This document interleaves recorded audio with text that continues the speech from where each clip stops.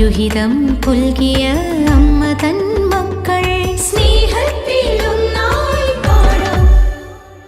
ഇതാ കർത്താവിൻ ദാസീനിൻ തിരുഹിതമെന്നിൽ നിറവേറട്ടെ.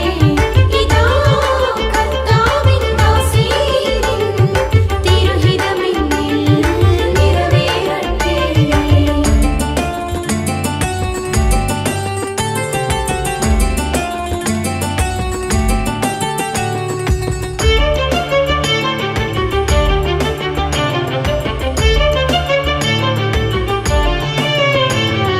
ക്രിസ്തുവിൻ